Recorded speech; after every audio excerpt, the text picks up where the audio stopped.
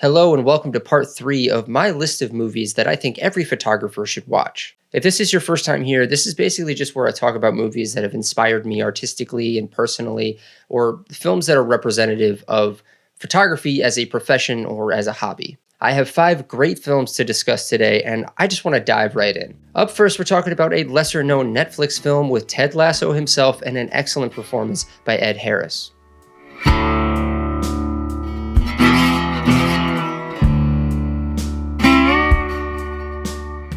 Kodachrome, starring Jason Sudeikis and Ed Harris, is a poignant road trip drama about family, reconciliation, and the dying art of analog photography. The film follows Matt Ryder, a music executive estranged from his ailing, curmudgeonly father Ben, a famous photographer. Ben is dying of cancer and wants Matt to accompany him on a cross-country journey to Dwayne's Photo in Kansas, the last lab in the world still processing Kodachrome film. Alongside Ben's nurse, Zoe, the trio embarks on an emotional trip that explores themes of regret, forgiveness, and the complex dynamics between father and son. Now, outside of some cringy on-the-nose dialogue and some sappy needle drops in the soundtrack, there's turned out to be a pretty moving portrait of the act of forgiveness and not holding on strongly to the past. As I age, naturally, films and stories about the passing of a parent certainly become harder to watch, and this was no exception. And of course, I'm going to be sentimental about anything that muses on the merits of 35mm film photography, both in still form and motion picture film stock, which this film was actually shot on. And like I said earlier, Ed Harris really brings the heat in this movie. And if all the dying dad stuff wasn't enough to move me, the mere sentiment of the last roll of Kodachrome to ever be developed was enough to make me sit back and reflect on the tangible artifacts of our past that will someday be rendered beyond obsolete. As someone who loves film photography, it does make you sad to consider there could be a day where digital, or as the film puts it, electronic dust, is the only option. Now, I'm obviously not as curmudgeonly as Ed Harris's character in the movie about the whole thing. I do love digital photography, but the preservationist aspect of this, which is discussed in the film, is something that I think about a lot. It's really about the act of stopping time, and what a perfect sentiment and metaphor to center your film on when you have a character who is quite simply running out of time. Any photographer should watch Kodachrome because it captures the essence of the emotional connection between an artist and their medium, particularly in the context of the fading analog world. The film's focus on Kodachrome, one of the most beloved and iconic types of photographic film, highlights the impact that the transition into the digital world has had on the craft of photography. The story isn't just about the relationship between father and son, it's also about the relationship between a photographer and their tools, the passion, the dedication, and personal history that comes with working in an analog format that demands precision and a great deal of care. I don't think this is much of a spoiler, but there's a scene toward the end where Ed Harris is greeted by a slew of other photographers who revere him and adore his work, and you see this spark ignite within him. And that spark is essentially him realizing that his work had a larger impact than he, or especially his son, Jason Sudeikis, had even imagined. So yeah, feel free to check this out. Like I said, it's on Netflix. It's just a well-made, well-told story that hits you in the gut a few times and makes you reflect on how technology fades alongside us. Up next is a 90s romance directed by Clint Eastwood.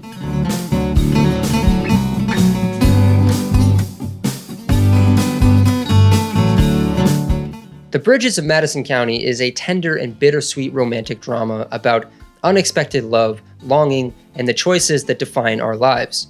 Directed by and starring Clint Eastwood alongside Meryl Streep, the film is set in rural Iowa in the 1960s and follows Francesca Johnson, a lonely Italian-American housewife.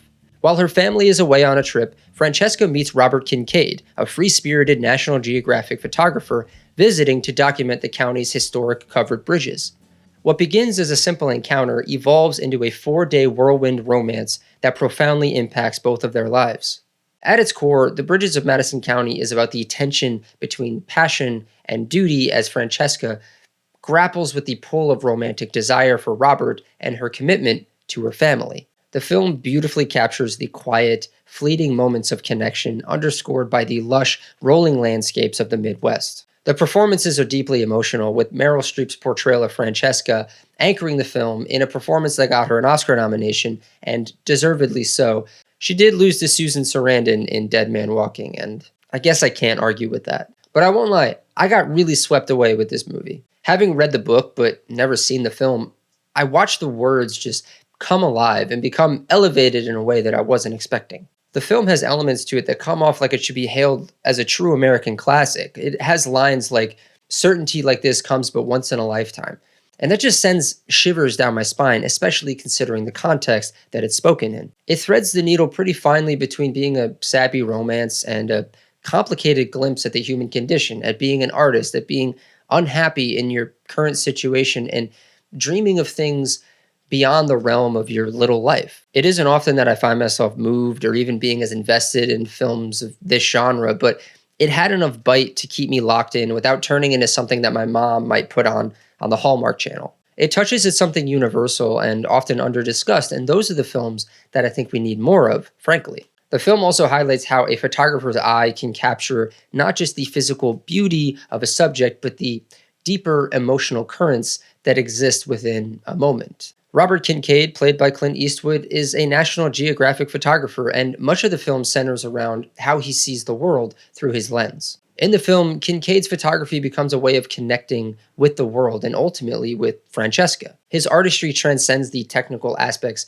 of photography. It's about how images can evoke profound emotional connections and tell complex stories without any words. Some of the central themes of the film is the fleeting nature of love, time, and choice. As a photographer, this idea resonates deeply within me because photography is often about capturing a moment that is gone in an instant, in the same way that Robert and Francesca will be gone from each other's lives in just 4 days' time when her family comes back from their trip. So in short, The Bridges of Madison County offers more than just a character that shares a photographer's profession. It delves into the philosophical and emotional layers of photography, how it captures time, how it conveys stories, and ultimately how it connects people. If you're out there and you're staunchly against watching romance dramas, I definitely think in general, just don't do that. And if you're going to break the seal, do it with The Bridges of Madison County. Up next, we have an off-kilter comedy starring John Connor himself, Edward Furlong.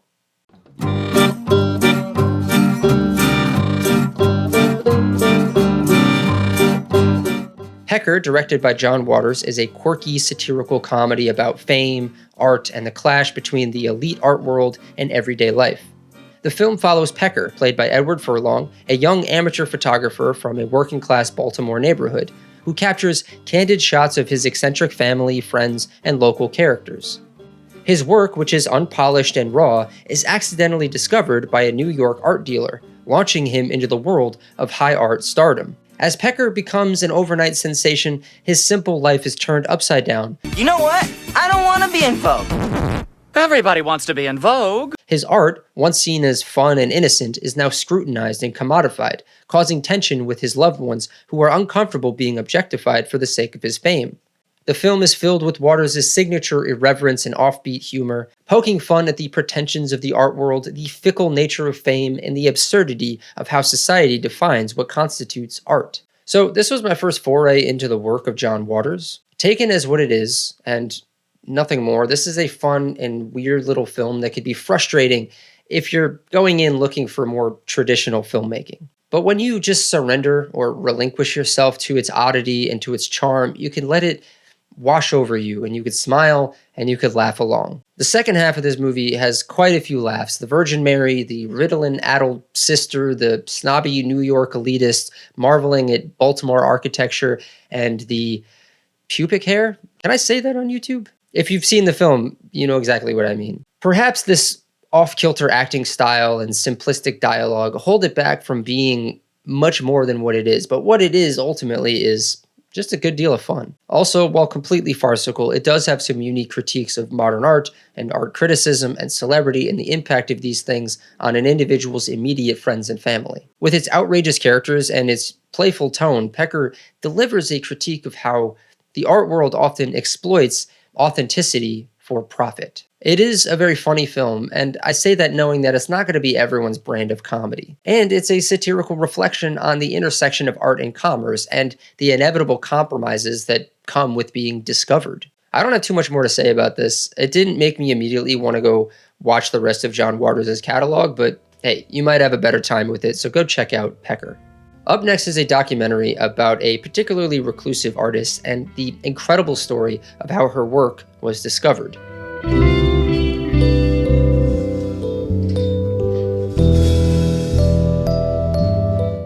Finding Vivian Maier is a fascinating documentary about the mysterious life and groundbreaking work of Vivian Maier, the nanny who, after her death, was discovered to be one of the most talented street photographers of the 20th century. The film follows John Maloof, a young historian and collector who stumbles upon a box of undeveloped negatives at an auction and becomes obsessed with uncovering the story behind the woman who took them.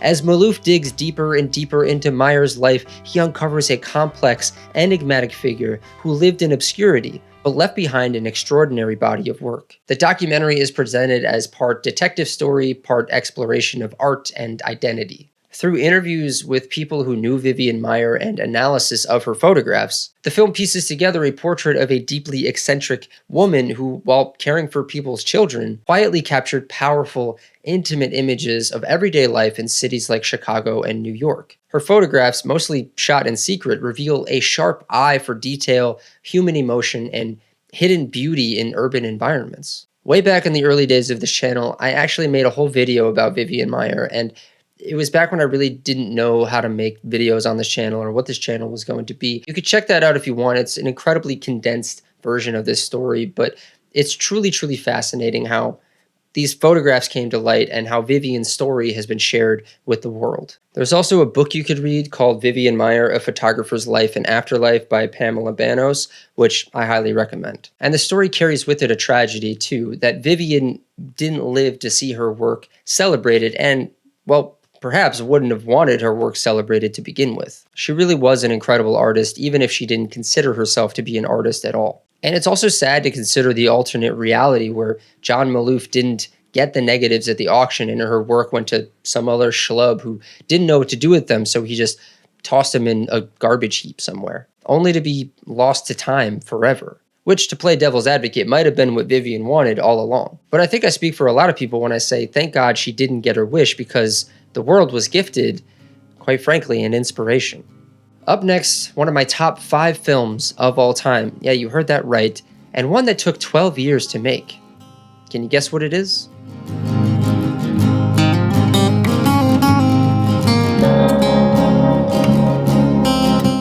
Boyhood, directed by Richard Linklater, is a groundbreaking coming-of-age drama that uniquely captures the passage of time. Filmed over the course of 12 years with the same actors, it follows the life of Mason, from age 6 to age 18, allowing the audience to watch him literally grow up on screen. The film doesn't follow a conventional plot, but instead unfolds in a series of small, intimate moments that reflect the experiences and challenges of childhood and adolescence. Mason's journey is anchored by his mother, played by Patricia Arquette, who strives to provide for her family despite facing hardships, and his often absent, free-spirited father, played by Ethan Hawke, who tries to build a meaningful relationship with his children.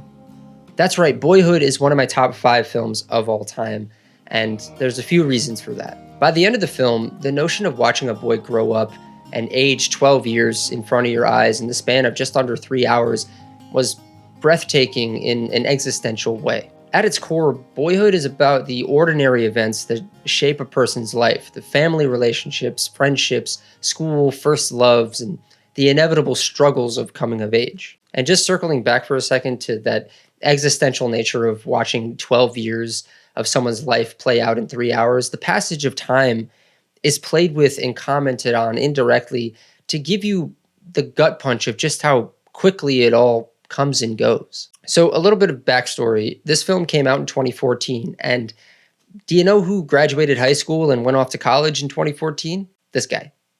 Do you know who saw this film the summer before going off to college?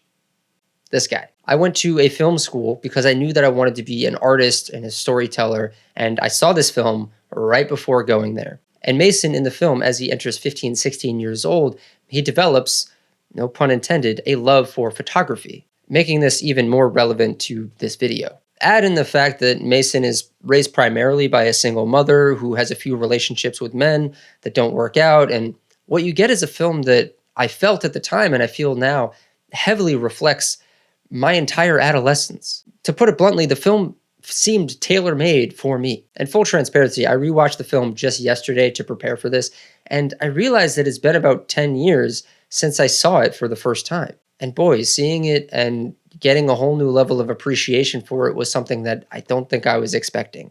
I found myself watching the other characters much more this time, the older characters like Patricia Arquette and Ethan Hawke. The film made me want to call both of my parents immediately. I don't need to go on a whole philosophical rant or wax on and on about the passage of time, but I just want to let you know that the film is far more than that gimmicky movie that took 12 years to make. Some people try to put it in that box, and I think that that's an unfair assessment. Sure, it's a film that'll work for some and do nothing for others, but go into it and just feel something, anything, because it's a film that to me presents you with everything. One of the parts that hit me pretty profoundly this time around was when Mason Sr., played by Ethan Hawke, is talking to his son, Mason, the main character, near the end. And Mason asks him, "What's the point?" And his father says, "What's the point? I mean, I sure as shit don't know. Neither does anybody else. We're all just winging it, you know? The good news is you're feeling stuff." That'll do it for part 3 of movies that I think every photographer should watch. I hope you discover something today that interests you. Be sure to head down to the comments and let me know what movies you think I should talk about in future editions of this series. And remember, be patient, I will get to it. If you like what I'm doing here, be sure to hit the subscribe button, hit the bell to be notified when new videos come out. You can become a member by finding that join button. You can head over to my print shop if you want to help support me directly. You could also help support me by going and watching this video that I made about a novel that I self-published earlier this year back in the summer, and you could consider buying a copy of that, and it would mean a lot to me. And yeah, that's going to do it from me today. Go watch these movies, go to the movies, and I'll see you all next time.